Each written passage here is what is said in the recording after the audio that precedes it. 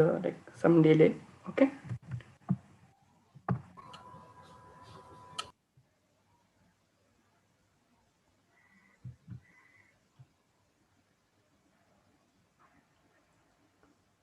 Good evening, everyone. Welcome back to We Can Chat with Researchers, session season 2, session 2.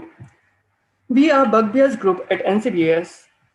We are Bugbears group at NCBS, and this is a research outreach session. To this channel, we aim to bring research closer to science enthusiasts. Our motto is anybody sitting at home can understand and learn science and research irrespective of one's academic qualification. With this, I will introduce myself. My name is Nitish, and with me, Akshara will be co-host for this session. Hello, Akshara. Hi, Nitish. So, Akshara, how about you tell our viewers what our session is going to be today? First, let me ask you a question. What do you do when you have a bacterial infection? I go to a doctor and the doctor gives me some antibiotics. Yeah, exactly. But now imagine a state where these antibiotics do not work anymore. This is called a antimicrobial resistance, where the pathogens are no more, they do not get affected by any amount of drug you give to them.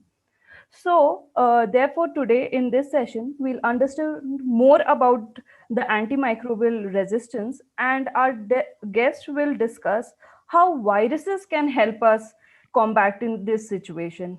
I bet you always thought viruses were harmful to us. Yeah, like I always thought that viruses were harmful to us. Oh, great. So let me introduce our guest for today, Dr. Urmi Bajpai. She is an associate professor and first teacher in charge of Department of Biomedical Science, Acharya Narendra College, Delhi University. She has been teaching at this college for past 23 years. She is an Indian National Science Academy Teacher Awardee and a recipient of Meritorious Teacher Award from Directorate of Higher Education, Government of NCT, Delhi.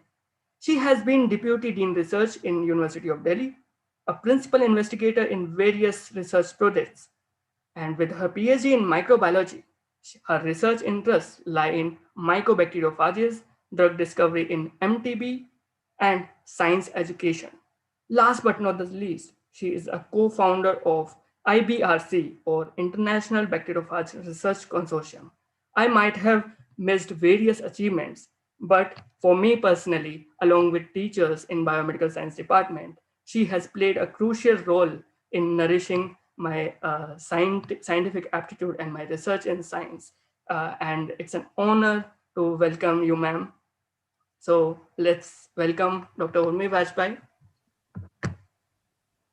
Hello, ma'am. Thank you. Hello, Nitesh. Thank you so much. This was a wonderful introduction. I think more than I was thinking. So nice of you. And thank you, Akshara, for starting you have set the stage actually. So I think things are going to be easy for me to, you've already told the audience that what antimicrobial resistance is, and that's the biggest challenge. But like, it will be interesting to learn more about it from you. Sure, sure. So I'm here for that. And so thank you very much for having me. And it's a fantastic endeavor from your side. And I'm sure that you're reaching out to students and diverse audience, and especially on a Sunday evening. And if people are interested in listening to what's going on in science and what area, so that's a good contribution, as well as it speaks volumes about the interest in science you people are trying to evoke in general public as well as the scientists together. So with that, I thank you very much. And I also thank Dr. Ashwin for being behind the scene, but I'm sure he's the one who is also the inspiration probably besides behind this show. So thank you very much for having me. So you have to tell me, should I share my screen now? Yes, ma'am. Okay. Yes, for sure.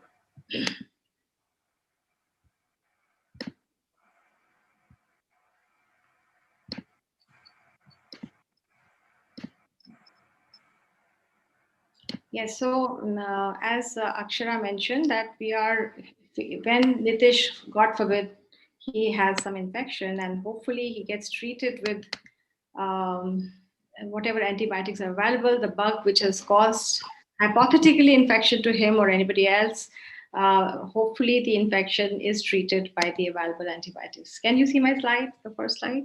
Not yet. Not yet.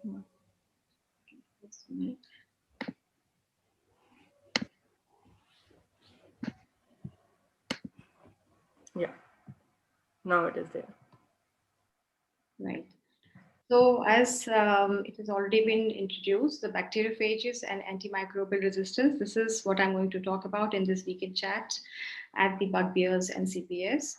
Let's assume that the patient has an infection and is prescribed antibiotics, which usually happens. And you know that the clinicians prescribe antibiotics empirically. They just look at the symptoms because it takes time for bacteria to culture and identify, but then it gives you symptomatic relief.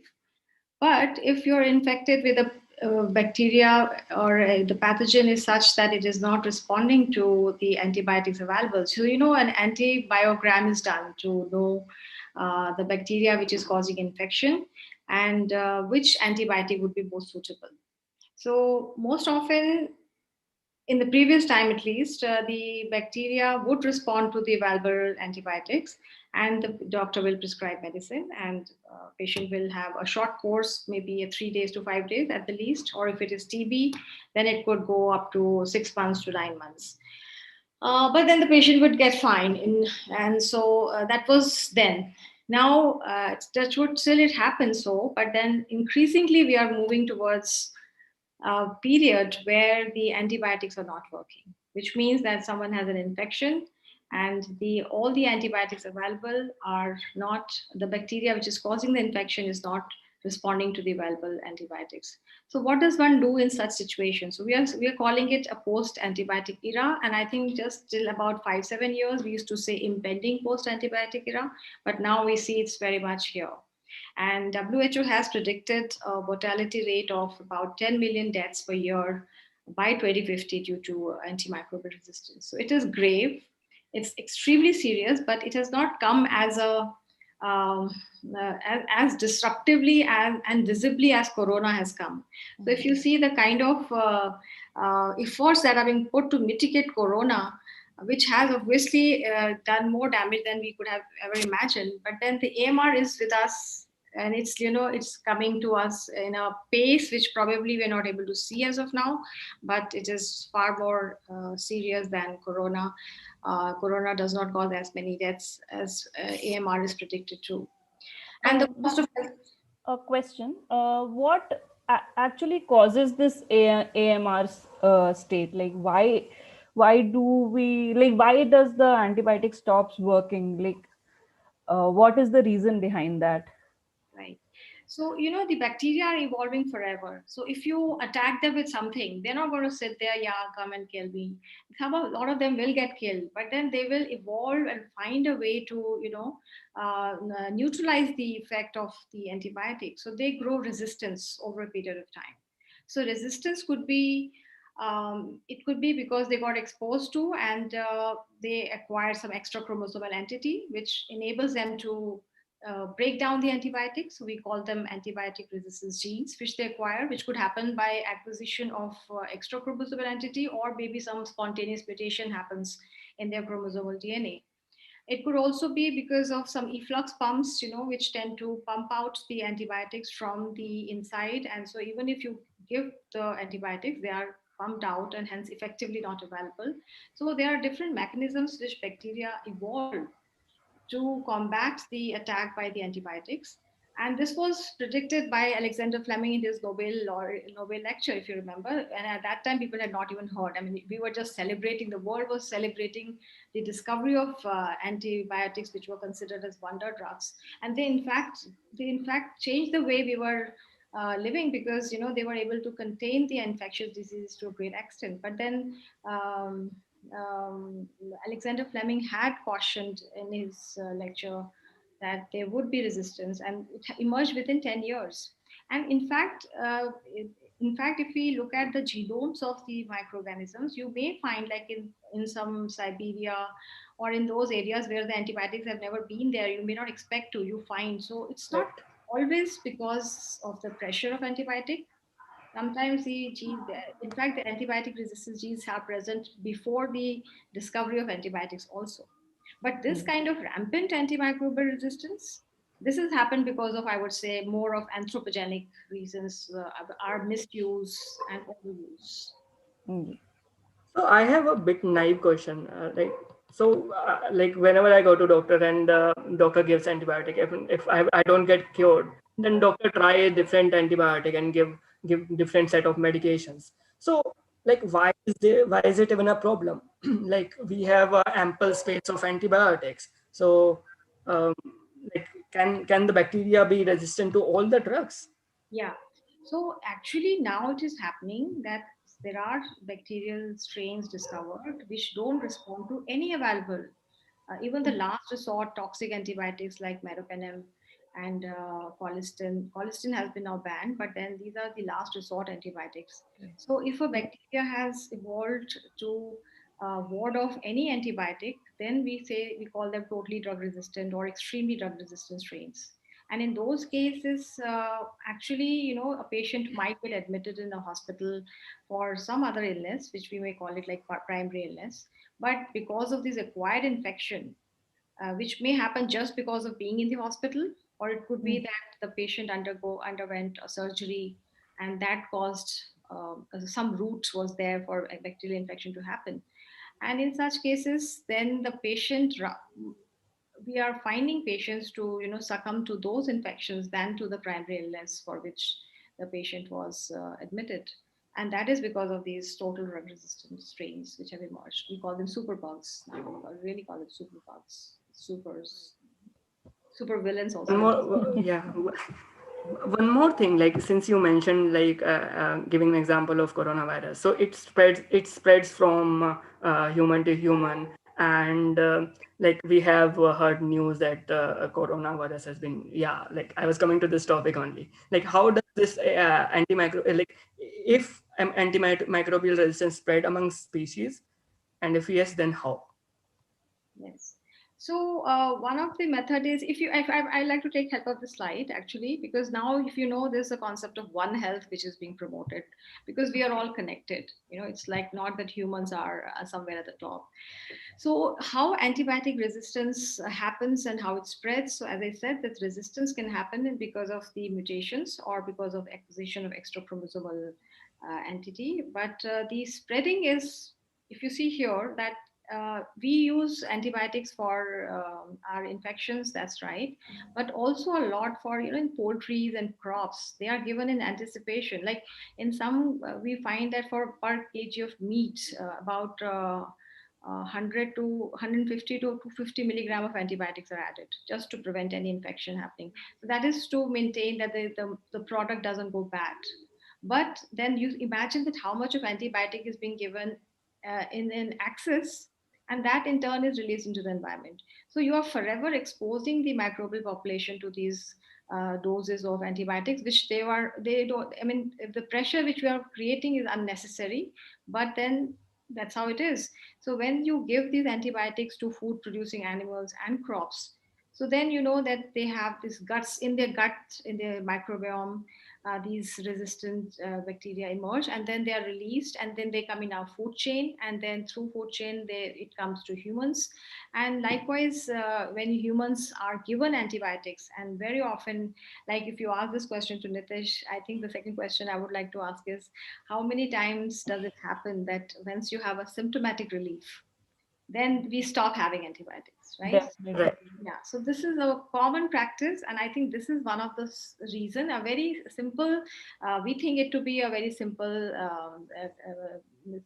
whatever mistake, but then it has led to uh, growth of antibiotic resistance. So that leads to, and then once it comes into the hospitals, then you acquire from hospital, and then it spreads into public. So that's how it's like going around now. Yeah. So antibiotic I resistance never thought happens. of it. Sorry. I never thought of it like this. I thought this AMR is only specific for humans and like and yeah, See, bacteria microbes. evolve. Yeah, yeah. Actually, so that's why we are now focused. The government is also focusing on One Health because we are all interconnected, and now it's high time we need to understand the network. In fact, once I come to bacteriophages, I'll tell you how they drive the entire network of microbial population. So, if I may, So there is a question from Harini. Which are some of the viruses that kill bacteria? yeah. So these viruses are called as bacteriophages. So they are in fact a plenty. Uh, they are, in fact, we call them the most abundant biological entity. Oh, About 10 to power 31, 10 raised to 31 is that. So that's an interesting. astronomical number. They outnumber any other biological entity. So these are all called viruses of bacteria. So we Okay. know, as Nitish was saying, viruses we know more often as bad viruses which cause infection, like corona and herpes and MERS and polio. They are bad, yes. But then to keep the population of bacteria in check, then they have viruses. And viruses themselves are not living, but they are very dynamic. So they actually drive this microbial evolution. They kill, just imagine they come, they kill, and they ensure that their hosts are not killed entirely because they need them for their own survival. So they strike a balance. So look at how they are interacting and um, uh, just taking things forward to ensure that they remain around for their own propagation. But okay, if they want to kill us, so actually in the marine environment, if you say 40% of turnover happens because of bacteriophages in 48 hours. Sorry, in 48 hours, 40% of bacteria are turned over by bacteriophages. So they keep, that's important also.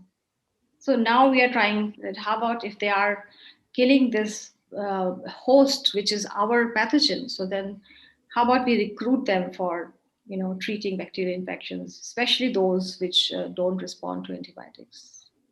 I hope we get a way around antimicrobial resistance using these bacteriophages. Yes, yes, we hope so. So we need to find alternatives. I mean, I make clear that bacteriophages is one of the alternatives. There are several others, but focus of today's talk is bacteriophages. But there are several other alternatives being tried to. And if you look at the picture, it's so scary. We say that the antibiotics pipeline, they're dry. In fact, they're dry because in if I just give you one fact that there are about 200. Vaccine candidates for coronavirus at the moment around the world. 200 candidates at some stage of development. And we have 43 antibiotics in clinical development stage at different stages. So if you see in phase one, there are 15, in phase three, 13, phase two, 13. So these are very few. And so this makes the overall picture more scary. So I hope I'm able to create enough background to welcome phages and how important they are. Look at antibiotics, how have they let us down, how have we let antibiotics down? And then the pharma guys are not interested in investing in antibiotics as much because we don't take thankfully the courses for 5 days, a few days, or for a short time, I would say, unlike the lifestyle drugs, drugs for lifestyle diseases, which you have to take all your life. So there's not much of incentive for pharma people to invest now in antibiotics because of two things. One, the short regime treatment, and the second is also that they would be rendered ineffective the way we have been treating antibiotics. They would be rendered ineffective by bacterial resistance in short time. So even if you spend 10 years and billions of dollars, still also you'll find that the new antibiotic might also become useless. So this is the situation. This is the terrifying situation we have. And so, what is the way forward? As I said, that we are focusing not on all possible alternatives, but some of the old drugs like chloramphenicol, those which were discovered earlier, but then they were toxic, so they were discontinued. Now we have come to a point that we may have to bring them back so that they may be toxic, but at least they would be able to contain infection. So this could be one way of bringing reuse of old drugs and repurposing of drugs, as you all might be aware of, that we have drugs and they are all cleared and they have been tested for their safety and all. So how do we can we repurpose one drug for another disease? So that gives us hope, but then um, we have to go there because we need to look back. If one drug, can it have effect on another illness or another disease? And so that is amongst the drugs. What can we do? And then we come to bacteriophages. So bacteriophages, as the name suggests, phages is they are bacteria eaters. So they eat bacteria. They're viruses of bacteria, and they do not infect humans. And because of their ability to eat bacteria, we see them as like antibiotics because they kill bacteria. And then if we have under bacteriophages and their encoded enzymes, so bacteriophages are the viruses, and then when I'll show you their life cycle, you will see that they make some enzymes which also break down bacterial cell wall. And so they could be akin to antibiotics. Okay, so bacteriophages and encoded enzymes are the key in the today's talk. And then if you have this, can we use synergistic application of antibiotics and phages? So now what we want to know is that bacteriophages, who discovered? So, you would be interested, you would find it interesting that they were actually discovered in India.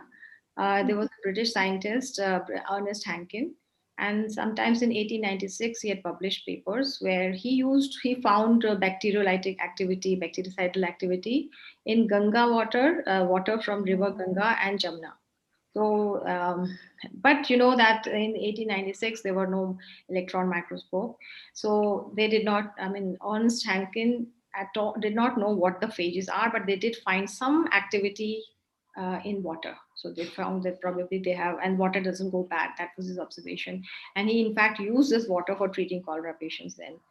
And then in 1915 and in 1917, independently, in those times there was no internet. So even if Frederick Thornton discovered phages, Felix de Herrell did not know about it. So we say that they both did discover phages independently. And so 2 years is a very short time. But it's Felix de Herrell which gave the name bacteriophages, and like they devour the bacteria.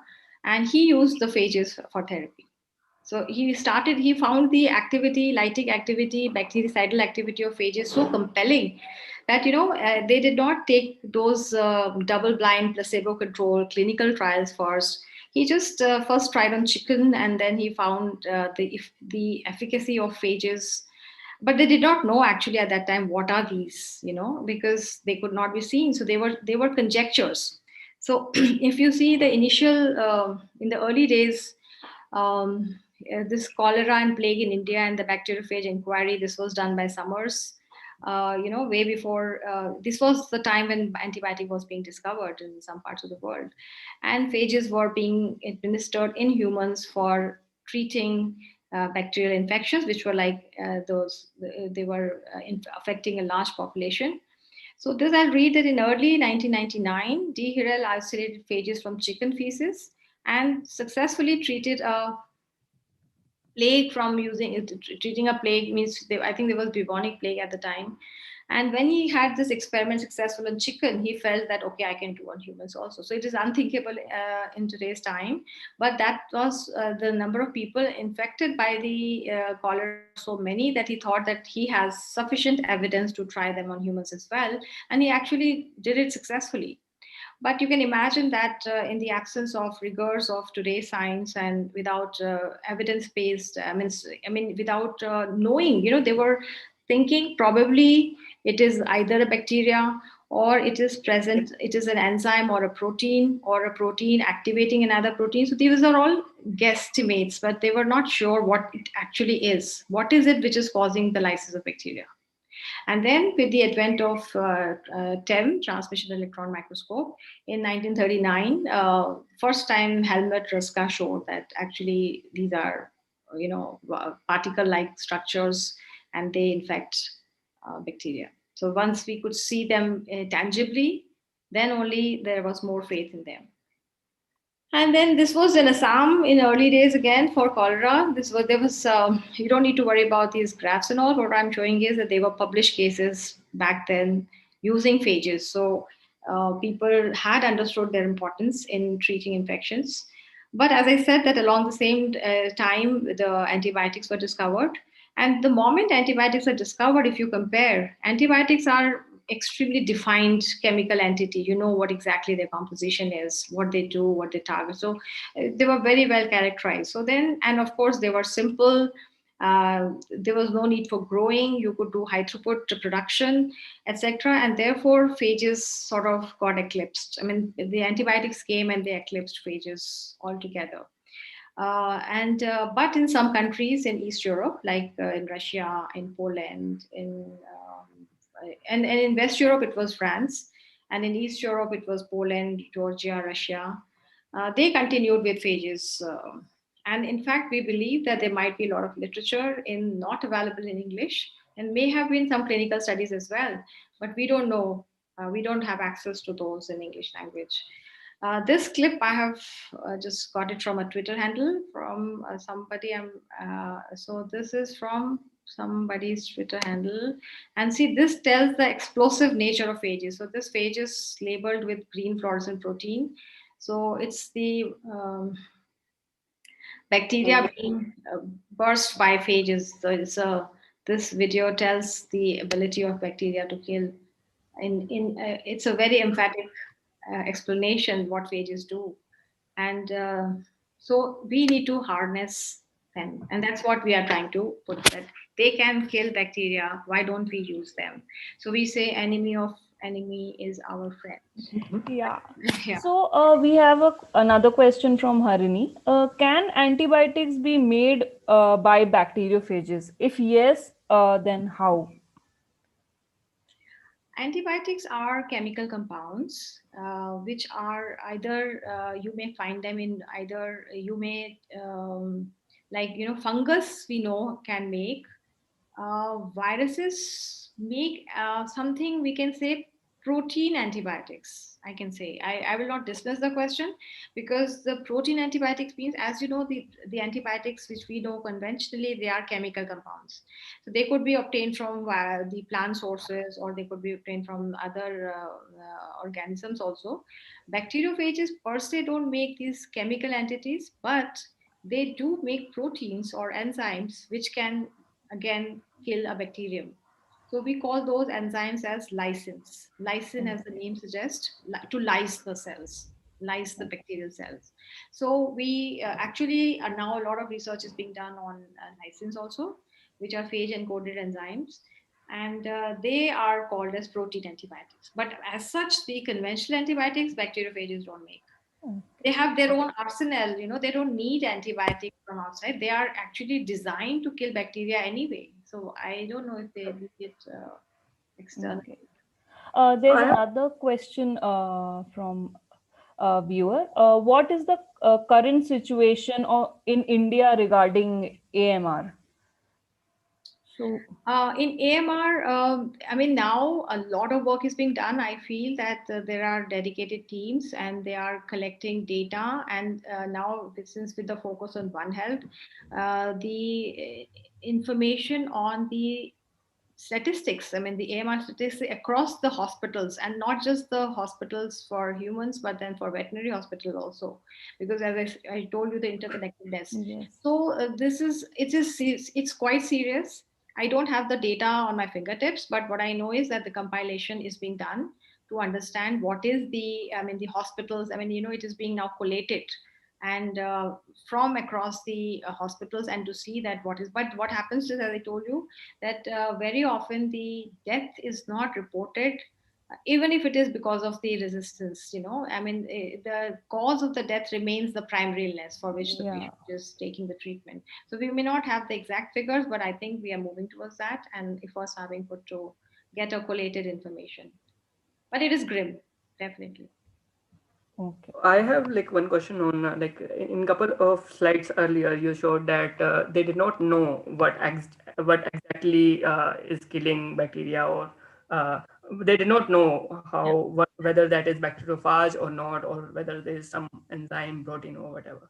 So and so who and like how we got to know that there's some different organism called bacteriophage and that infects bacteria. Yeah.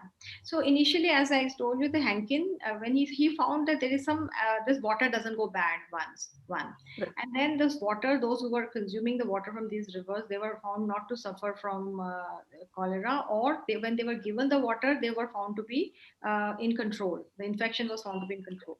Now imagine that Oh, for water to have that kind of phage population, because there has to be a certain dose which has to go inside a patient for it to be effective to bring down infection, right? So right. at that time, if we look back, we maybe that there were at least millions of phage particles per milliliter of water which might have been there. So this was an observation. There was nothing to see what is there. There was nothing to, Right. only thing was water. What is doing something? So what is it there in the water was not understood at the time. Absolutely. But then within 20 years, if you see it in late 19th century to early 20th century. So then even when Felix de Herrell found this bacterial activity, he found that when he saw that he used the feces of chicken, and he found he isolated something from chicken feces, and what they will do is they'll make a filtrate, and the filtrate will, the viruses will pass through. As you know, how this tobacco mosaic virus was discovered, Right. because they were small and they could pass through the filter. So likewise, he also found some lytic activity, but first he found in this feces, and that's why we say sewage is the best source of phage, because that's where the highest bacterial population. Right. Right. So when he found that he could isolate something which was killing the bacteria, but he did not know what is it made of, what is it morphological, or what is this characteristics, that he could not figure out, but he could see the activity, and based on that he thought that, yeah, these are, but then you can imagine that the phages, they multiply inside their host, and then they are released outside the host. So how many hosts are infected, how many phage particles per host are being released, they are the ones which decide how many phage particles are there per unit volume. So has to be standardized. So if you don't know, then your dose can differ. Sometimes it may vary from chicken to chicken, and you may have a variable titer, as we call the number of phage particles per unit volume. So these were not very well understood, and because of which the reproducibility might not have been there, and that's why people did not trust it. And there was a lot of politics also, a lot of other things also. So some countries went ahead just looking at the symptomatic relief and seeing the activity, but other countries wanted that we should have proper stringent reproducible results vis-a-vis the activity, and all the parameters should be stringently analyzed. And that's why some kept on with the phage therapy, whereas the other countries, they moved on. And incidentally, it so happened, if you look at the story, so incidentally around the same time antibiotics came in. If antibiotics were not discovered, I believe, in those decades, then I think the scientists would have put in all their might in understanding phages, and whatever neglects they faced all these years. I mean, they faced neglect in terms of their antibacterial activity. Otherwise, that phages have contributed immensely in our understanding of our molecular biology, right? But as Right. therapeutics, yeah, they were not accepted because we did not know them enough. And also, like in previous discussion, you said ki, um, like phages are like naturally designed to kill bacteria, right? So, like, do they always kill, or like, so how will they propagate? Like, they just kill and then go out, or Yeah. they stay inside the bacteria, or are there different kinds of bacteriophages? That's a good question. So, as I said, that they have to ensure that the bacterial population, sustenance of bacterial population is as important. So, you can imagine that like we know that the bacteriophages would need bacteria in their metabolically active state, not in their, where the bacteria, when they grow, so they'll have phases, the lag phase when they are just gearing up to multiply. Then there'll be an exponential phase where the numbers double, and then they slow down, and then stationary phase comes where there's an equilibrium between the growing cells and non-growing cells, right? So bacteriophages, they can't multiply in a stationary phase cell when the cells reach those cells. So they need, and for cells to remain metabolically active, they need nutrients and all. So once anything or any nutrient becomes limiting, then bacteria can't grow that much, right? And if bacteria is not metabolically active, then phages can't make copies of themselves inside bacteria. So I will, before I take this question, I'll show you this slide. Maybe you'll be interested to see this. So if you see, typically This is a caricatured phage we have shown from this nice article. So phage is shown here like icosahedral. So I'm sorry, we have talked a lot about phages. I haven't shown how do they look. No, I did show this. I showed this. Okay. So phages, so when they inject their DNA, so we can look at, the DNA from phages in red and the DNA from the host bacteria is in blue. So what happens is that once they inject their DNA, and then the information for all the copies, all the parts of the phages, etc., is present in the DNA. And so first they are synthesized and then they are assembled inside the bacterial host.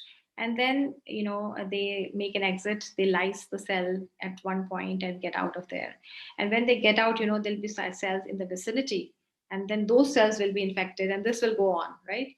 But in case for this to happen, these cells should also be growing so that there are cells around for these phages to infect, right? But if in case the conditions are limiting for the growth of bacteria, then the phage tends to lysogenize the host and it stays there as a prophage. So this red thing now becomes part, the red phage genome becomes a part of the host genome and it remains there so long as the active conditions are not restored, the metabolically active conditions are not restored. And so long as the phage remains, the bacteria remains dormant, the phage remains dormant, the phage inside the bacterial genome. And then once the favorable conditions are restored, I'm giving you a very simplified picture. There are so many other things which control when a prophage is actually induced. But in a simplistic manner, I would say when the favorable conditions resume, or there is something which can cause induction like UV exposure, etc., then this is excised of genome and then this resumes. So yes, they don't, and also as you know that they cannot kill stationary phase. So cells, so when the cells are growing, cells cannot grow forever, right? And so when they enter stationary phase, the phages, even if they infect them, they cannot kill them. And so this is how the entire bacterial population is not wiped out, because bacteria again are also very good, like good viruses, good bad viruses. We have good bacteria which we call as probiotics, and we need them we need them as much. I mean, they are the ones who turn over all the organic matter. Otherwise, so we would be under the heaps of, I don't know how much of garbage. So we need bacteria as much. Yeah. But this is like, they guys are like Tom and Jerry, I would say. I mean, they're co-evolving. And if you go back to Werner Erber and Smith Nathans, when they discovered the restriction endonucleases, and now if you look at this CRISPR-Cas, all these are like the immune system against phages by bacteria, and then how they come around. So there are several defense mechanisms by bacteria, and then so bacteria don't give in just like that. They are smart. Yeah. So I think this answers the question from our viewer. What are the possibilities that bacteria can involve defense mechanism against these phages? Yes, yes, bacteria does. Bacteria does. They in fact, they just, phages need a receptor. They might need a certain structure here on the wall of the cell to get in. And if bacteria modifies that, what do you do? What will phage do? It will just fall off. So the phage receptors, which we call, those receptors are the structures present on the wall of on the surface of bacteria, and these are very specific interaction. So they're like lock and key. Okay, if I latch onto you, I get in. If I otherwise I fall off.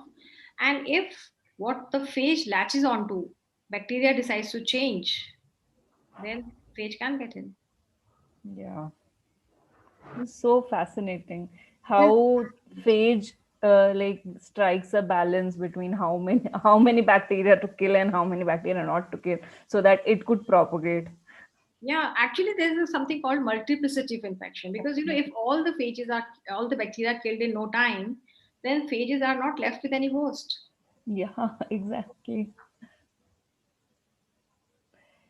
So this is an overview of phage infection and bacterial defense system. So this we just summarized just now. So this is first stage would be attachment or adsorption. So if this is a typical phage, so this is this is the head, and then there's a collar and then a tail, which could be contractile or non-contractile, and these are the tail pins. And then it attaches to the wall, and there are some hydrolytic enzymes which just create a small hole for the DNA or the genetic material to get in. And now what can happen is that, and it does happen, in fact, it does happen that the moment phage infects, A bacteria just chops their DNA by restriction endonucleases. And if that happens, then phages don't propagate, right? But if in case phages have found a way to modify their genome so that the enzymes don't work on them, then they make successful replication, right? So this is the first checkpoint. I mean, checkpoint can be at the absorption stage itself. So, what are the constraints phage has while attaching itself to the bacteria? For example, if it is in a large water body, or Yeah, something like yeah, pond or something. So, yes. what are the constraints a phage would face uh, while attaching itself to the bacteria? So it has to swim in the water or in the soil system. It has to diffuse because they're nanoparticles. They're very small in size. Bacteria in microscale and phages in nanoscale, right? So they have to find. They have to get to the. There has to be a physical interaction. If that doesn't happen, if they're far away from each other, just imagine, they're one is in nanoscale and one is in microscale, but for them it's miles away. So they have to be able to get to the surface first, and then if the receptor on the surface is specific to the phage tail fibers, then only the interaction will happen, else there will not be an interaction. Okay. Once interaction happens, then injection of DNA happens. Now again, if the phage bacteria has restriction, I mean the term restriction comes from this only, that they are restricting the multiplication of phages. How? Okay. By making these endonucleases. And so that's how this restriction endonuclease term was given. So if they are successful in restricting their DNA by cutting them, then the phage cannot do a successful life cycle inside the bacteria. But in case the phage genome is modified in the way that it doesn't matter to it, the enzyme is not able to cut because the sites have been modified by phage. Look at the smart evolution here again.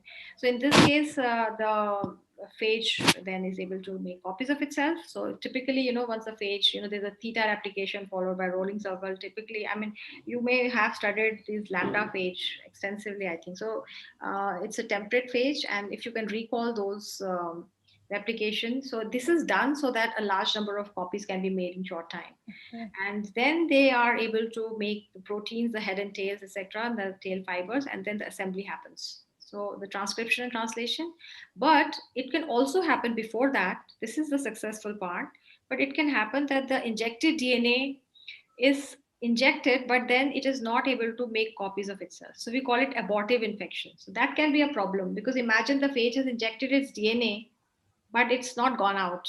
So then we don't know what all can it do inside the bag. That DNA of the phage genome, what can it do inside the host genome, host bacteria, right? Sorry, in the bacterial host. And then if this is successful, if there's an interference in assembly, then you will not get phage particles. So at every step there are checkpoints even by bacteria, and then you see they have to go past all these checkpoints to be able to make copies and then cause lysis in the wall, and then get out and then go on to do another cell the same phage, and on and on and on, right?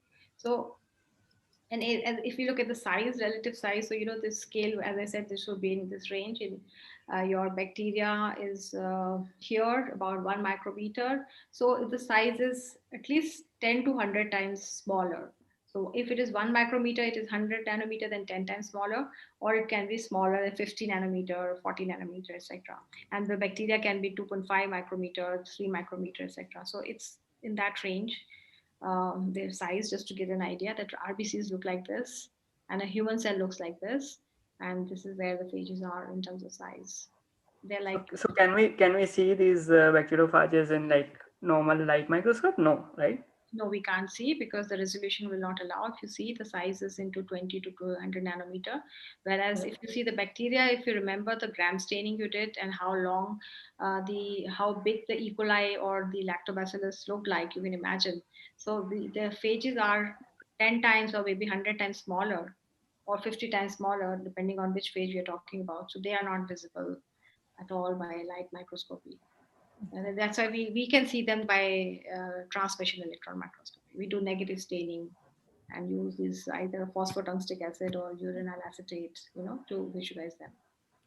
So before we move on, there's another question from Mr. Balram regarding AMR.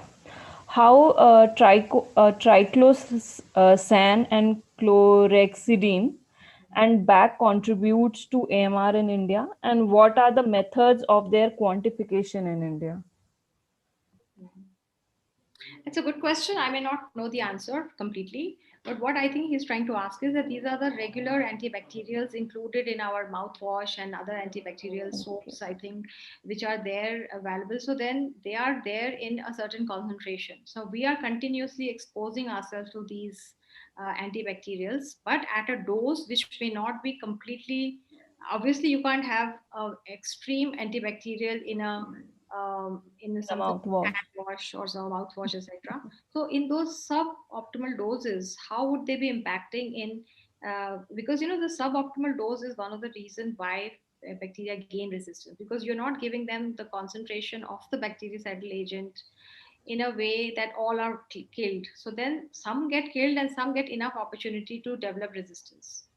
So yes, there is a connection, but quantitatively, I may not be able to tell.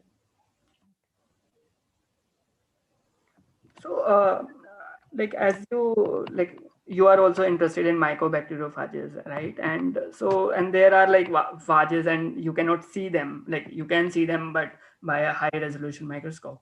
So, how do you like first isolate these phages and like characterize like which are which phages, and I don't know, like how do you get to know that these are the phages that infect some specific bacteria, and then we can use it for some good purpose?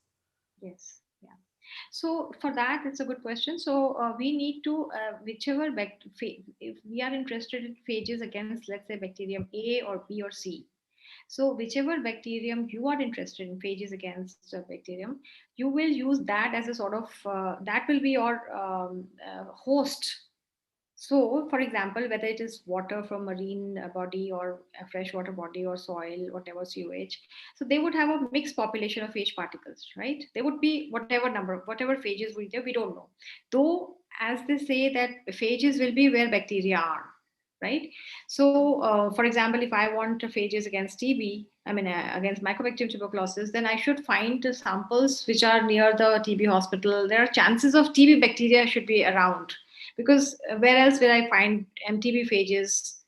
I don't expect them to be present in good numbers in, let's say, garden soil if mycobacterium is not there, or in, I mean, to cut it short, wherever bacteria are, there their phages would be found, right? So if I'm interested in phages against bacterium A, then I need to expose whatever sample I have collected, let's say soil sample. So the soil filtrate will have to be put in touch with will have to be incubated with the bacteria I'm interested in. So you will have a mixed population. So I'll show you, this is schematic drawing. Could you ask? So it just came in here. Right. This is a simplistic schematic presentation.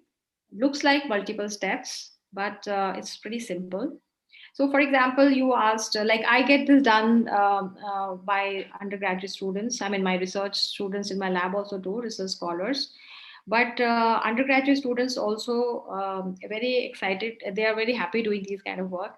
So they collect, let's say, soil, right? And you have soil here, and then there's some buffer, and mix the two very well. So the soil has a lot of other things: the soil particles, the plant debris, and other macro particles, and bacteria as well.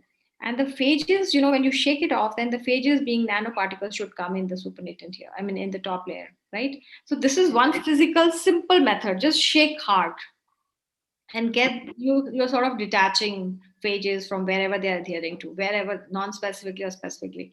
And this thing should be having phages if phages are there, right? We don't know upfront. And then once you have this, then what you'd like to do is you like to get rid of all the bacteria and soil. So you can give a tight spin, centrifuge it so that all of them settle down. And then to further, one more step you can do is you can use some filter sterilization, using different pore size, like again in microscales of zero point 0.4 micro, 0.45 micron or 0.22 micron can be the size of the pore. So through these pores, the bacteria will stay on the filter because they are larger, but the viruses being smaller will get past the filter. And so the filtrate would have phages, sans the any other soil particle or bacteria, right? And that we treat it as phage preparation. So you have been able to just extract phages out. Whether they're there for your bacterium, you don't know right now. So what you'll do is you will just add the bacteria to this phage preparation. Let's say hypothetically it has phage or it doesn't have, you don't know right now. So when you allow them to get together, so that if in case phages are present here in your soil sample and you have been able to get them in this liquid form, then they should be able to infect your bacterium. So obviously you have to provide them the conditions so that they can infect, like they require some divalent cations and all, keeping all that in mind. So now you see here, this yellow surface shows that bacteria are growing all over. So we'll call it lawn. And then let's say you just spot. So you have inoculated your plate with the bacterial culture, and this has phage preparation, phage particles. This may have, may not, right? So when you take, let's say, a small volume and spot it over here, just drop it over here. So if the phages are present against this antibiotic, this bacteria, then it will show a clear zone. Oh. But if phage particles are, maybe they're there, but they're not specific to this particular bacteria which you have grown on the plate, then this phage particle will not infect and hence will not kill. And therefore, you see, there's no, I mean, this growth is same, even if you put a drop of this, right? So this is the way. So we see the phages by the absence of their host. You see, I mean, you can prepare phages and go to do microscopy and see, visualize them. But right now, by the absence of their host, you are seeing, okay, they came in, they conquered, they lysed them, but the cell, wherever phages were dropped, the bacteria do not exist. And through that indirect way, you are assessing. So we call it plaque assay. So, we call it plaque forming unit. I mean, this is not a plaque forming unit, this is just a zone drop, but we can do this. So then, then there are regular methods of just purifying. If this could be having a mixture of one type, so you can do serial dilutions and separate one from another. So this clear zones on the bacterial lawn are the signs that there are phages in your sample. And then how do you get to know that there's some like as you mentioned lies in one of the answers before? How do you get to know that there are like specific proteins from that particular phage which is being involved in like lysis of bacteria? Hmm. So how do we know is if you see the cycle here. Okay, it's not shown. Okay, maybe. So these phages are whole particles. So Right. there is at the time of release. This is a very timed event. When we follow the growth cycle, we call it one-step growth curve for these phages. So they absorb. There's a time for absorption before, and then they inject the DNA. Then they take time to make copies. So this is something called as burst. The number of phage particles required to burst the cell, right? So we call it burst size. So then how much time is required? So what is the latency period before the phages are able to make that many copies? And then that number has to be reached. Mhm. Then they are ready to be released from the bacteria. But how will they get out? So I mean, I did mention. So I would call them lytic phages, right? Oh, okay. Like here we saw that these are the lysogenic and these are the lytic. So we will talk about lytic phages because we are talking of phages as antibacterials. So the lytic phages, there are filamentous phages also which secrete themselves out. They don't damage the wall like M13, but these phages, they secrete an enzyme. So if they don't have an enzyme, how will they break the wall? So they have to have. Now, to your question, how do we know? So I'll just come to that. So once you have done this, so this is to give you an idea. This a lot of students do. So we are getting a frequency of 1 in 7 samples. I think nowadays it is going further down. So this is how you can see the plaques. This holes that you see. So all these gray areas are the lawn. The bacteria is growing, and these clear areas are where bacteria are not growing, and that's where the phase. So we call this as a plaque forming unit, right? And you can look at the different plaque morphology. So this also gives us an idea that they should be different from each other. So this is this is from see, this guy has made it a smiley face. So it's very happy, and it's called bullseye. And then you see this electron microscopy. So this we do structural, once we, there are ways to purify them, and then they look at their structure and see what sizes they are, etc. And then we do the characterization of phage genome. So you isolate the DNA, and then you do, even before giving for sequencing, we can just do a restriction digestion to see the pattern of digestion. If it is different from each other, that tells us that they should be different genomically. So we do these kind of different characterization, and the whole genome sequence. Once we do, then you have to find different annotation tools to identify. So this, when you do genome annotation, you are able to identify which genes in the phage genome code for license, right? So if you're interested only in lytic phages, then you don't need to worry about lysine enzymes. So long as your phages are killing the bacteria, you have a good phage preparation. In case you're interested in lysine enzymes, like for example, my lab is interested in lysine enzymes, then we go on to purify these lysine enzymes from the phage genomes as recombinant proteins, and then we assay them. Yeah. So, So I would just like to simplify for our viewers, like who are in like maybe school 10th or 11th classes. So, like, correct me if I'm wrong, right? So, with whole genome sequencing, you kind of get to know what the DNA constitutes, right? yes, And like we know that in DNA, ATGC are the main nucleotides which form the genome of any organism. So, we kind of get to know with whole genome sequencing that what is the sequence, and yes, when you say like when we annotate the genome, we yes, get to know that like which part of the DNA code for which protein, and yes. maybe what can be the possible function, right? Right. Absolutely right. Absolutely right. Yes. Great. So you're very right. So yes, yes, yes. So I should have been more simplistic here. So like for example, you isolate DNA. So if you have done in school, maybe they teach in banana. I think they ask them to isolate DNA from banana and long threads of DNA. Right. You can see, but here you may not see those long threads. The genome size are small. So once we collect phage particles, as you know, phage basically is it's nucleic acid or the genetic material is coated with protein. It's so simple. Capsid is all protein, and inside the capsid is the DNA. Like I will focus my talk on double-stranded DNA phages. And so those double-stranded DNA phages, the genome is present, the genetic material is present inside the head. And if you just break the protein, then the protein is broken down and the DNA is released. And then there are methods for sequencing. So sequence tells us uh, the whole length of the DNA of this phage, which was injected here, okay, which was injected here in this case, Yeah. here, Yeah.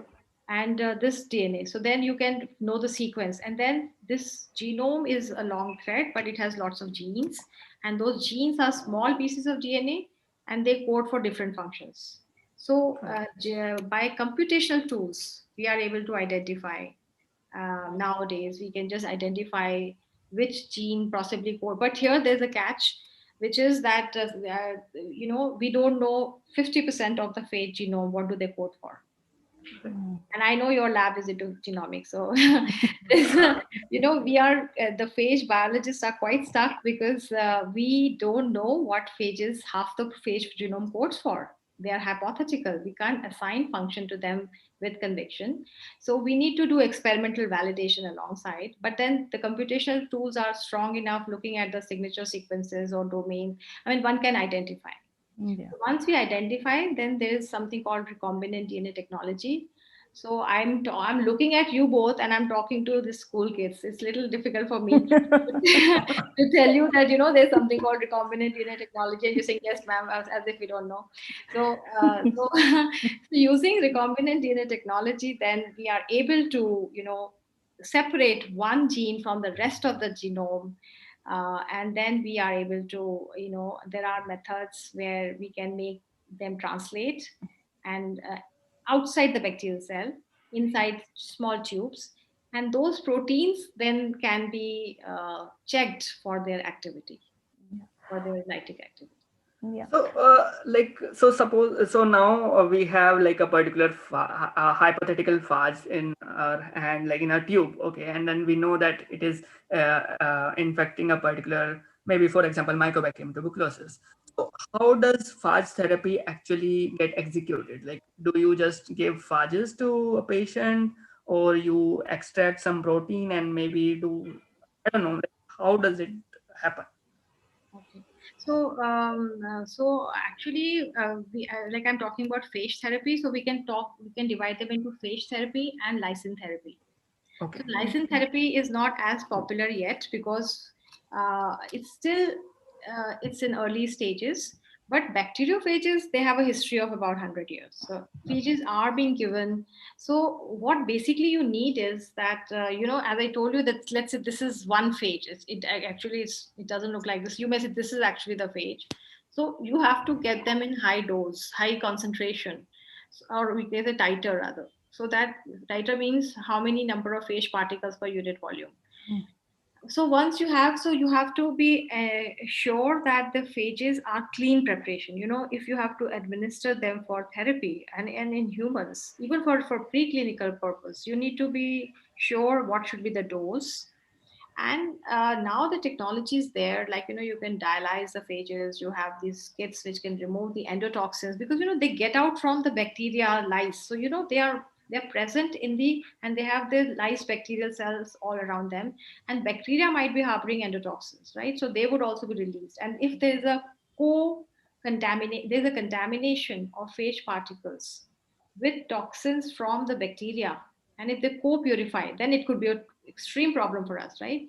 So you need to remove the toxins. You should ensure no bacterial debris should come along, and also ensure that, so there are now very good this like for example ultracentrifugation. It's not now, it's an old technique. So like ultracentrifugation also can separate your phages from the any other contaminating molecules. So basically a clean preparation is very important for phages to be used in therapy, which means they should not be contaminated with anything from bacteria, and they should be in a certain dose. I mean, the titer should be such which is effective, right? And also they should be viable, because you have isolated them from the bacteria, lysing the bacteria, and then probably you have purified, and then you have stored them, and then you use it on patient. So you have to ensure they should be viable. And before even you test on patient, you have to do in vitro test. That is the strain which is infecting a patient, Mhm. whatever that strain is. So here there's a difference. In case of antibiotics, doctors give you prescribe antibiotics by your symptoms, and empirically your antibiotics are given. That's why they're broad spectrum, because you're not very sure which particular bacteria or the strain. Sometimes there's a strain to strain variation also. So bacteria. So therefore, the doctors give you broad spectrum antibiotic. In cases of phages, the phages are very specific, right? They don't infect a wide range of bacteria. They're very very specific within species. They are specific to even strains also. So then their range is very narrow. So this is both an advantage as well as a disadvantage. Advantage because they're specific. We don't expect any damage by phages like antibiotics do. They in fact they affect our microbiome because they kill the good bacteria also. Whereas phages will not do that. But then you need to know what bacteria is causing the infection. So that if you don't know, then you have a problem. So these are the challenges, in fact, of phage therapy. That if you don't know, you need to, and if it takes time to identify which bacterium is causing the disease, then in that case, how will you identify which phage to give, right? Yeah. And then you have to have this phage preparation with you and test them the way antibiograms are done. Same way phages are also used to check which of the phage is going to actually kill this particular strain which is infecting the patient. It will है and then that phage has to be available in certain dose and should be administered, and that administration depends upon where the infection is. It could be a topical, it could be a skin infection, it could be a wound in your foot, or it could be a lung infection, upper respiratory infection, or it could be systemic, it's somewhere inside. So more popular are the ones which do not require intravenous injection as much. But now we have some successful cases where even phages have been given intravenously, and very successfully. A patient who was almost in coma and was not responding to any therapy was brought back to life by phage therapy, and That case of Tom Patterson from University of California, I think, has pushed the cause of phage therapy very strongly in United States. Okay. Yeah. Yeah, so because you guys work with phages, so our viewer, Mr. Balram, wanted to know what is the safety level, biosafety level that you have to use while working with these Yeah. phages. So biosafety level, whichever bacteria you work with, you have to meet the biosafety requirement of the bacteria. Like if your bacteria is to be, if your requirement is BSL-3, then you can work again. I mean, if you can't isolate phages against a bacterium which requires BSL-3 facility, whereas you have only BSL-2. Okay. Or if you have just BSL-1, so you can't isolate phages against BSL-2. So Okay. let me clear that when I say I'm working on mycobacteriophages, I, in fact, nobody does experiments on Mycobacterium tuberculosis directly while doing isolation of phages, because the isolation, this is a very slow growing bacteria. Imagine you isolate phages from soil and then infect MTB to test whether it is going to kill or not. And MTB will grow in 10, 15, 20 days, 10 days, 12 days. So then in that, so we use rather Sogmatis, Mycobacterium Sogmatis, which is a non-pathogenic and fast dividing cell. So, Okay. in fact, we use that bacterium in our lab for screening samples. So, it's a for us, it's an indirect route. But let's say I am interested in Mycobacterium fortuitum, which is a non-mycobacterium species, then I can use in BSL-2, and it can grow in 4 to 5 days, and I can use this. But right now, we are not doing isolation of screening of samples using Mycobacterium tuberculosis as the host. No, nobody in fact does that because of the slow growing. I mean, some people might be doing also, but then you have to have the facility, right? And based on the facility only, you can choose which phage you want to work on. So we take the indirect route. We find first on Sogmatis, and then we screen them that can this phage infect another species also from Mycobacterium. So biosafety level basically depends upon what kind of bacteria you are using. Defined, very well defined. I mean, the pathogens are defined according to the biosafety levels, and it is told that for culturing this particular bacteria, this biosafety level should be met. So that one has to be Okay. met. Okay. But can bacteriophages be traveled transmitted by aerosol like COVID virus? Right. Aerosol with COVID virus, it is infecting the upper respiratory. It infects the upper system. So once a patient is infected, there is a high load of virus. But phages per se are not present in that high dose in your. We are actually internally we're swimming in viruses. Let me tell you, bacteriophages. For every one bacterial cell, they say there might be 10 phages. So we are anyway, our human cells are outnumbered by bacterial cells, and bacterial cells are outnumbered by phages. So we have a lot of phages inside us all the time, right? So, but it's about phages are so narrow in their range, and they infect bacterium. So yes, it can have a cause of concern. If you're culturing, you have a bacteria lab, you're not interested in phages, and your bacterial host gets contaminated by some phage preparation, then it's a technical problem for you, or your Mhm. bacteria has got infected by phages. But that's another issue. Okay, great. So, since we are like 1 hour past starting us, Oh, is it already? yeah, yeah, it did not seem like, right?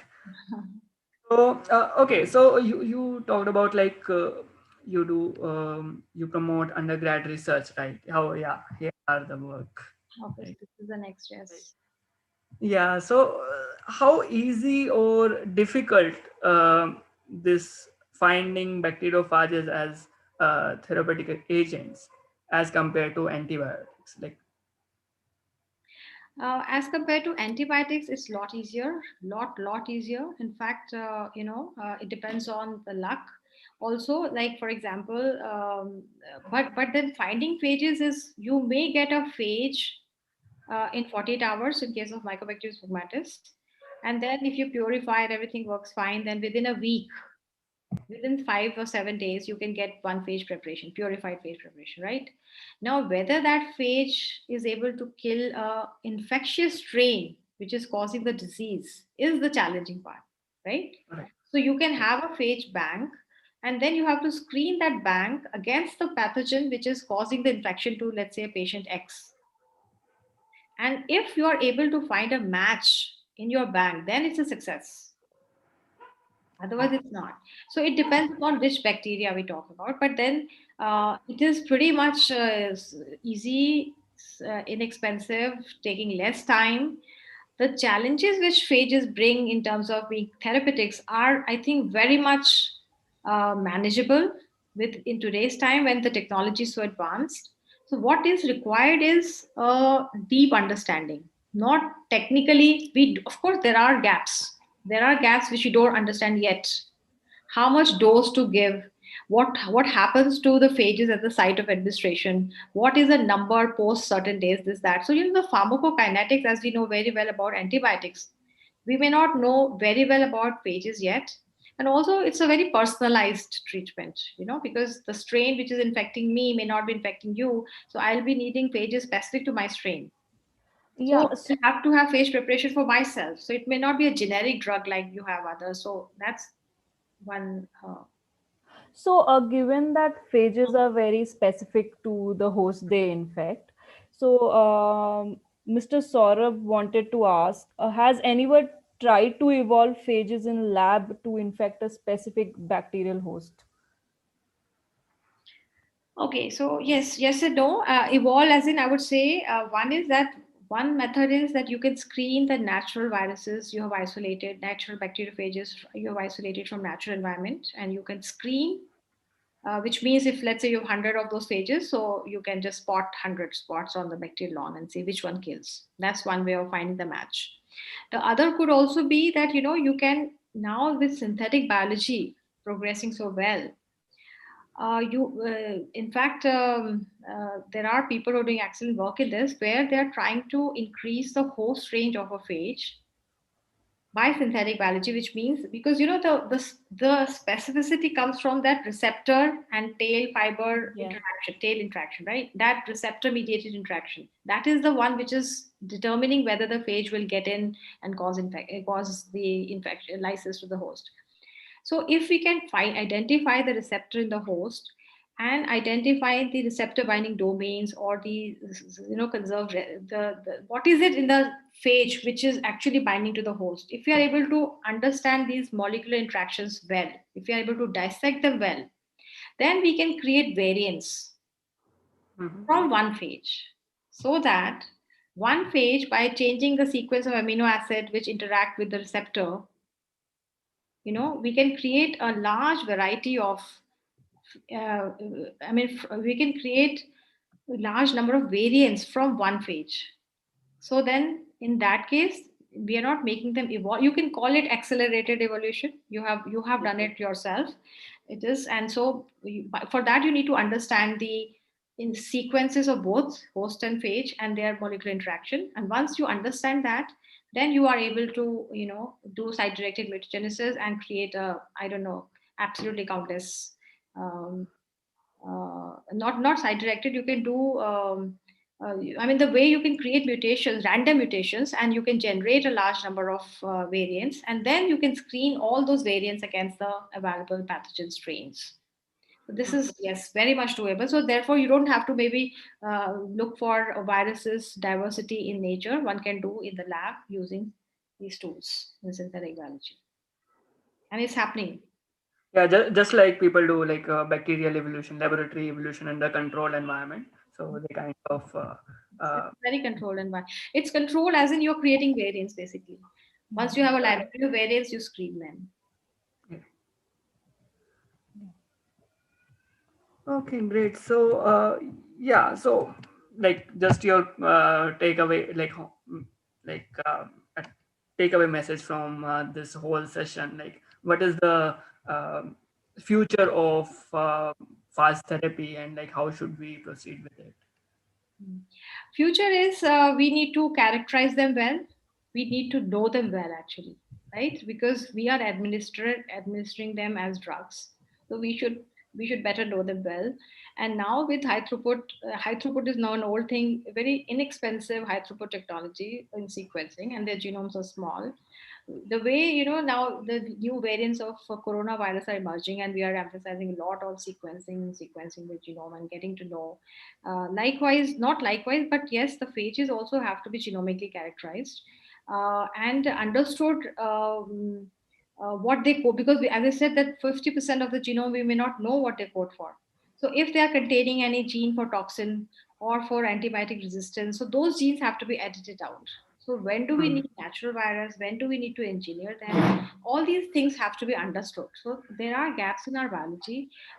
What happens to phages once they are administered? Their pharmacokinetics and pharmacodynamic data, we don't have that much. So we need to invest right now. I think we need to invest a lot in um, where is this? Yeah, so we need to invest a lot in understanding all these unanswered questions. We need to build banks of phages. We need to characterize them. We have technology, we have expertise. What we need is to bring them together on the same table. That's what is, I think, needed. As you see, the US is just, I want to share this one. I mean, just a week ago, NIH awards grants to support bacteriophage therapy research. So just in 2 3 years, it has picked up so much, and FDA allows phage therapy for COVID-19 patients, which means if COVID-19 patients have secondary infections because of bacterial secondary infection, so then, and if they are resistant to antibiotics, then what do you do? So then COVID patients in emergency cases can be given phage therapy, which are being given in elsewhere. So there are clinical trials going on, and the phage banks are being made, and endolysins are being used as protein antibiotics. So we need to put a lot of thrust on the phage research and phage encoded protein research, and alongside think of doing clinical trials. That is what. So I just quickly had made this roadmap. This is what is a sort of summary. It is even for school kids, I would say, as you know, interaction, collaborative research is very important. So we need to leverage on each other's expertise, and we need to build banks. I mean, India would have abundant of phages, I would say, because you have more phages where more bacteria are. So you wouldn't expect them to be present in more sterile environment or cold climate. But we have more in number. So by crowdsourcing, by encouraging students in school and colleges, it's a discovery based science. You discover something, isn't it exciting? And students, where I learned from Professor Hattu's lab. So there they allow students to name any which way. So there's no scientific nomenclature.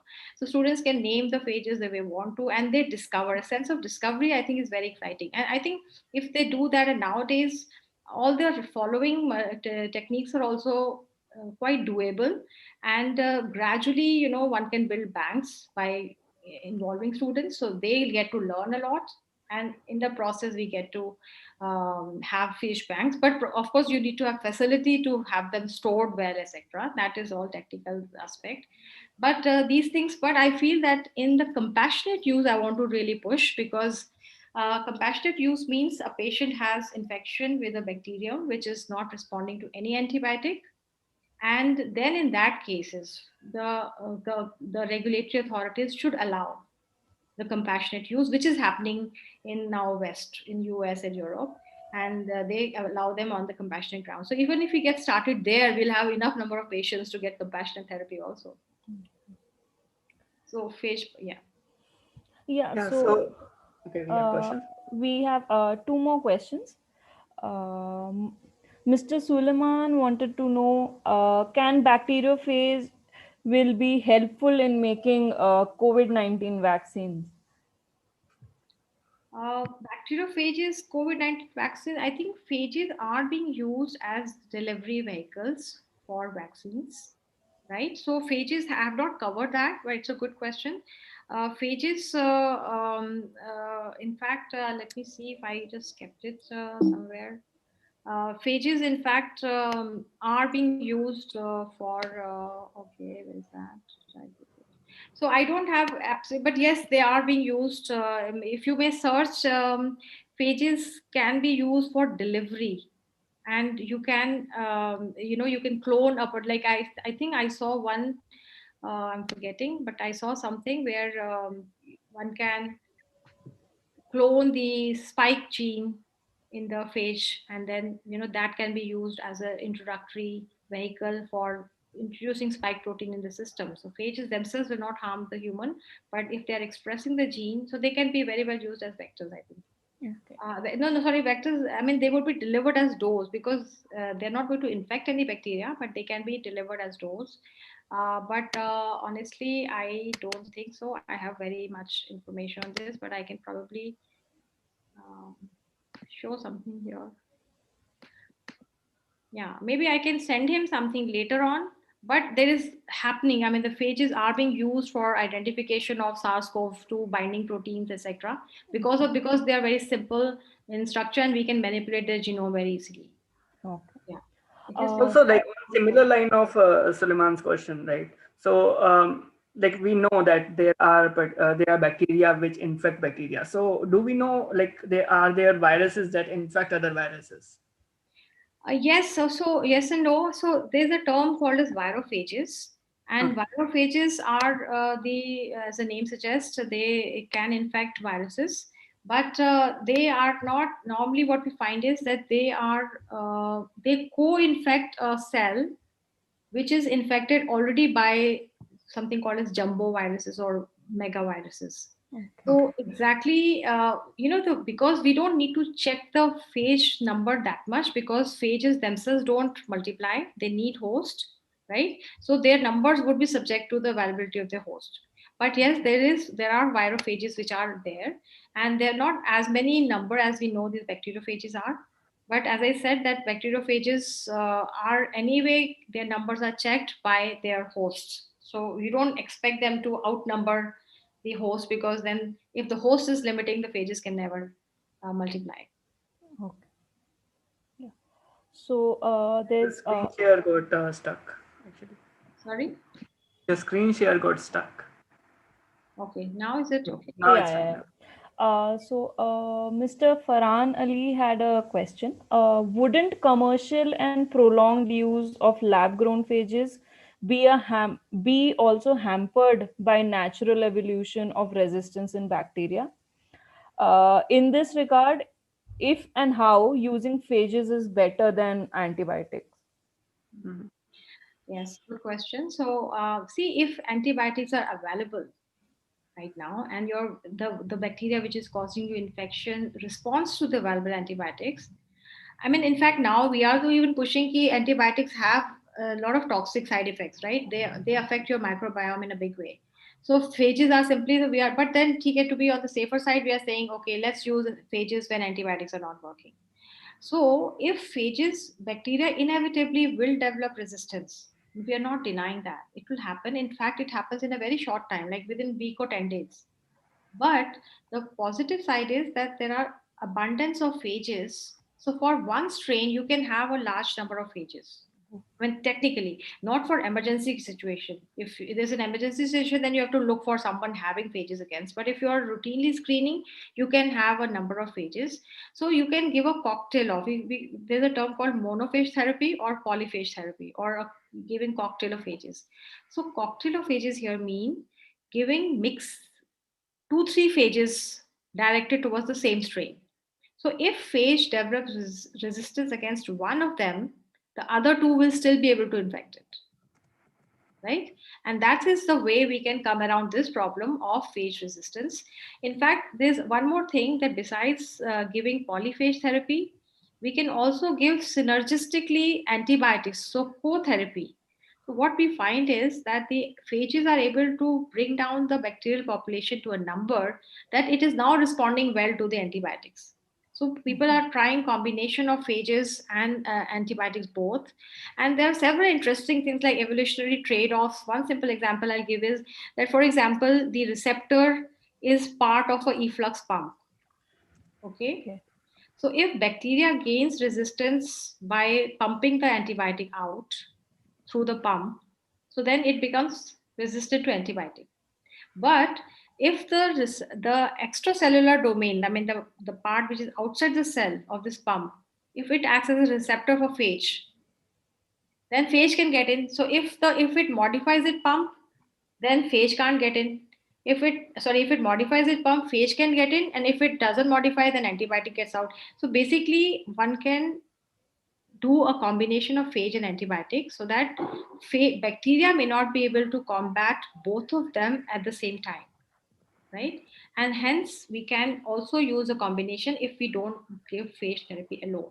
But yes, he's very right, the resistance does happen, but we can come around by giving a mixture of phages directed against the same strain. Okay. I think this is the last question. Mohak wants to know if studies on bacterial defense system against phages can help us borrow from them to fight off bacterial infections in human cross infection issues, basically. Yes, very interesting question. How do we borrow the bacterial defense system against sorry, I didn't get you. Bacterial defense. Bacterial defense system against phages so that we can help treat viral infections in human. Yes, yes, definitely. So we can understand. That's why I'm saying that we need to understand the basics of the interaction between viruses of bacteria and bacteria, because there is there's quite a bit of similarity there. So one can definitely, and maybe it's not on top of my mind, but I think there are examples as well where we can draw inspiration from this interaction between phage and host, bacterial host, to combat the viral infections. Definitely. Like for example, in fact, for that's why it's very important to understand the receptor mediated interaction. Like in the case of coronavirus or similar SARS viruses, etc., they have specific interaction entry point into the host, and then how we target those entry points when we design drugs. So likewise, here in this case, if we understand them, maybe we can design, though it's not on top of my mind. Possibly there is something already going on, if I am not wrong, but I don't remember exactly now. Yeah. So, like, we are almost done with the session, and so, ma'am, why don't you tell like our viewers, like, being a professor at undergrad institute, how do you deal with like this crowdsourcing of do a crowdsource research with undergrad students, and is it even possible for like students who just passed schools to do research in Yeah. labs, and then like people think that research is kind of high tech and No. rich. I want to emphasize that research doesn't necessarily have to be expensive, doesn't necessarily have to require, it could be hypothesis driven. Hmm. You just want to, let's say, for example, if your job is to collect soil sample, and let's say that you look at the you just study the soil texture and find, and you give the like for example, and your job is just to, like, I mean, I'll not do that, I would welcome you to my lab, but for example, you don't have time, etc., and then we do a correlation between, is there any correlation between the phages we are discovering and the soil texture, for example. Now look at this, the place from where you collect soil, the soil texture, and that person studies that itself is a research thing question, right? So that does not require elaborate expensive chemicals or machine the labs. You don't have to be physically be present in lab altogether. So it you basically, research means interrogating a question using standard tools, which could be just theoretical questions also, and designing an experiment which may not require lab skills also. But if the lab skills are imperative, then also one can just fix on one technique, one method, and look at different angle, look at that method with different angles. So it looks like it's the labs are hi-fi, but I feel personally, yes, the kind of cutting edge research which is needed today in the country, we need to have a lot of funding, definitely, even for undergraduates, and I think they should be paid also for doing research, whether undergrads or school kids. But I'm saying, if their school hours don't permit, or their distance problem, or whatever may be the issue, I don't think that research is necessarily very expensive thing. So long as one is clear and focused and is wanting to address a question, one question, you choose a question and just go after it.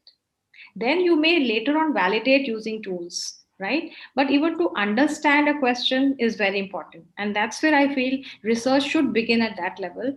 Because if you just think of, I have to have a good lab, until then I can't do research. So it's not that. You can do hypothesis driven research, you can do a very systematic literature search and get a lot of hang of what is that topic all about. So, in my personal opinion, we have, since in my college the students study and they can come to the lab because next door, it's fine. But for those who don't have access to labs, I don't think. I mean, working in lab, there's no replacement. I mean, the joy probably it gives is, I think, nothing can replace that. But in the absence of that, I don't think we should feel that research can't be done. Research basically means finding a question and then trying to answer that in whatever means you have access to. So this is the lab where a lot of my lab now, I think I've stopped counting actually. So 175 at least would have participated. And these are the students at different stages. So this presentation, a lot of thanks to Ritan Das who contributed most of the slides. I think he made for me. So nice of him. So that's the luxury we have sometimes that we are able to get the labs. And this I wanted to show. This I got from CC. These phages are actually all there, for food, for therapy, and this was the old time. So how have we moved from these fancy bottles having phages for skin, for breakouts and for food and for actual and human infections, and they were there. So it's a sort of a comeback for phages. So these phages can be applied externally, like for external use. These drugs were there. Actually, yes, for many applications, it's topical and some topical, or it could be through nasal route, or it could be injected. I mean, yeah, intravenous is not as much, but mostly is topical, Okay. intraurethral, intra. There are several routes actually, like antibiotics. But I strongly propose, Nitish, could you ask this? So I've been a strong proponent of undergraduate research. I think it lays a good foundation, and it also helps students have a very informed choice whether they want to do research later on or not, right? So they get to know what it is like to be working and spending days after months on a problem. Yeah, Right. Does develop a temper, scientific temper, which is very needed. definitely. Right. So yeah, similar to our motto, like anybody can do research irrespective of the resources they have. And so I was following your Twitter account. So there are many people who shared you some cool pictures, cool images. I think you have in the. Yeah, this is what is the last. That's why I want to thank them all. So if you see here, this is very interesting. This Ellie Jemison, she draws. She's a lot into phage art. So she's here is the caption she's given is all the world is a phage. So she has put the globe inside the phage head. So it's a beautiful art. And this is Dr. Hannah, and she made this through this. So by dotting phages in a way. So this is all cleared area. So this all is lawn. Oh, This is from Atif. He's got a high density plaques. So, again, it's a very high density. I think 10 raised to, this serial dilution is 10 raised to minus 14. 15. Imagine Mm. then what would be the titer of this. So it's a beautiful plate. And this is very interesting. I mean, I just read. So this is from Kadika Khanna. She's, I think, in Stanford. And what they have found is this is a giant phage. So the interesting part is they have used the fluorescence microscopy and cryo-electron tomography. I think with these two techniques, they have shown that this giant virus, for I think some species of Pseudomonas, so it compartmentalizes the host. What it does is that once it injects the DNA, so in the eukaryotic system you have nucleus, which yes. has a Yeah. membrane, and inside that membrane all this DNA replication and all happens. Here they don't have any nucleus, right? So how they compartmentalize the cytoplasm of the host so that there is a sort of a contiguous protein shell around the DNA of the phage, and then all the replication and all is happening within that shell, and the translation and assembly happens outside the cell. So look at the how smart the phage is, that within that cellular environment it compartmentalizes to meet its requirement. So this was fantastic. I think it's in the science report and it's a science paper. So it's great work. We could not have imagined this to happen. So, and so, with the advancement in technology, how much more we can know about these very interesting phage guys, the enemy of our enemy, our friend. We need to know them well. And I think you guys are all very well equipped to know them in some capacity. I feel that now people should come together, and in India, we need to have people getting interested in phage research so that we do beyond few labs or undergraduate research. And the technology that is at your disposal hopefully can be put to use in knowing phages. And I think it will pay very rich dividends, I believe. Great. And let's wrap up with the session. And Sure. thank you, ma'am, Much. for like joining us today and accepting our invitation. And literally, like we have learned a lot from this My session. pleasure all the way. Absolutely. So this is the Storm Patterson is the professor I told you. No, he was in coma and he was Oh given yeah. intravenous injection of Oh, phages, and he's touchwood all fine. And this is Professor Stephanie, their couple, and she has now brought this book and she has pushed this phage therapy so much. I think one of the reason behind US now investing so much could be so much of everybody coming together to push the cause for phage therapy. Now that AMR is on our face, it's right there. It's you can't look away anymore. yeah. Yeah, I think with this I can close. Yeah. Yeah. So great. So yeah, I would like to thank the viewers to stay connected with us on Sunday evening, and there are a few people currently who are live. And thank you, everyone. And feel free to share these videos, these sessions with science enthusiasts. And please do cite us. It's an outreach effort, and we would like you to get involved in it by sharing these videos to everybody and anybody who would want to understand research. With this, we take off today and Yeah. see you in the next session. Thank you. Thanks for your next session, and thank you very much once again.